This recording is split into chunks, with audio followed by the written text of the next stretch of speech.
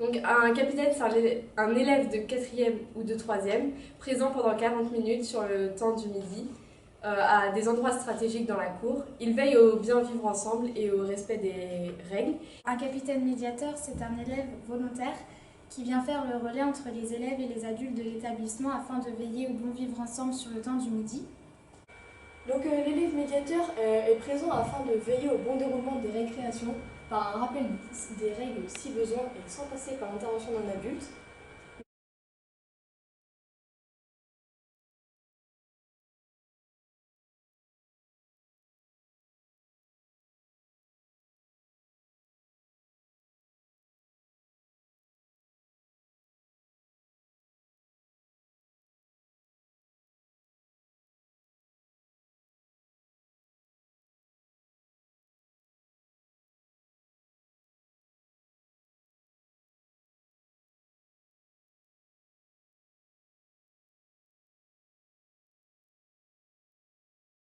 Donc pour cela, nous sommes toujours un binôme et nous sommes reconnaissables grâce à un brassard que nous portons. C'est pendant 40 minutes sur un jour de la semaine qu'on a choisi.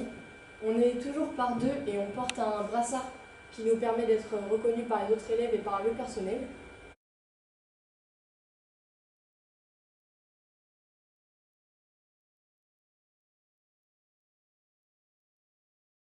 Je vais vous présenter comment le capitanat m'aide dans ma vie de tous les jours et m'a permis de développer mes compétences psychosociales.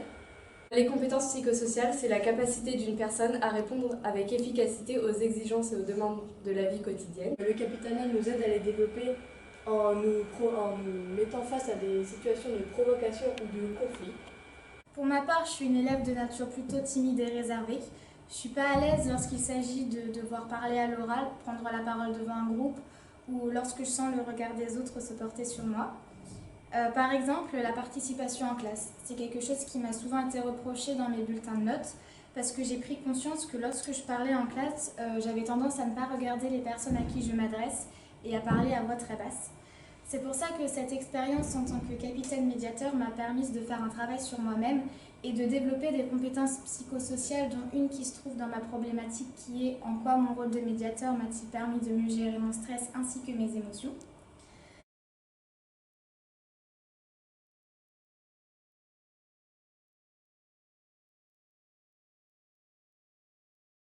Au début, j'avais des difficultés à oser aller parler aux élèves, à rester calme et être patiente. Mais ce qui était plus difficile pour moi, c'est d'être respectée par les autres élèves. Parfois considéré comme le rôle du méchant, qui n'est pas toujours bien perçu par les autres. La première difficulté que j'ai pu rencontrer, c'est le fait de constater avec mon binôme une situation anormale et de devoir oser intervenir auprès des personnes concernées. Le mois dernier, il y avait des élèves qui étaient assis à une table et je devais leur demander de partir parce qu'ils avaient fini de manger, il fallait libérer la place. Et donc j'y vais une première fois et ils commencent un peu à se moquer de moi. Donc je leur réexplique une deuxième fois les règles et je voyais qu'ils ne voulaient pas partir. Donc... Par exemple, un jour avec mon binôme, nous étions au niveau du local à vélo et là nous avons vu un groupe de 4 élèves qui jetaient de la terre d'un arbre sur la cour. Nous les avons interpellés en leur demandant sur un ton calme ce qu'ils étaient en train de faire. Et là, il y a un malaise qui s'est mis entre nous et le groupe, puisqu'ils se sont mis à se moquer de nous, à nous manquer de respect. Et là, je me suis trouvée une seconde fois en difficulté, puisque je devais je devais m'imposer justement face à ces élèves et leur faire comprendre que ce qu'ils faisaient, c'était pas correct.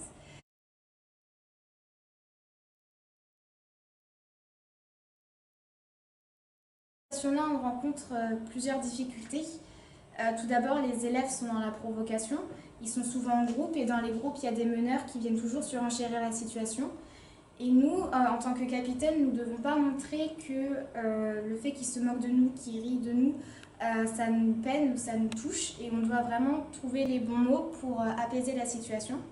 Et donc, étant de nature peu convaincante et réservée, j'ai dû faire un travail sur moi-même pour ne pas me laisser submerger par la panique. Et j'ai également constaté que l'attitude, le ton, le comportement, le regard, c'était quelque chose de très important justement pour être convaincant et faire passer un message justement à des élèves qui ont un comportement incorrect.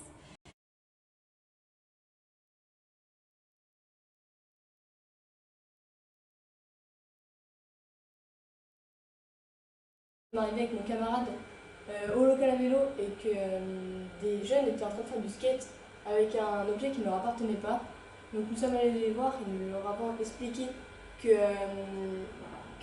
la cour était assez grande pour jouer à l'extérieur et qu'en plus il y avait eu récemment des dégradations de constater dans le local à vélo et que s'ils ne voulaient pas être impliqués dans ces affaires à tort ou à raison, il fallait mieux qu'ils sortent.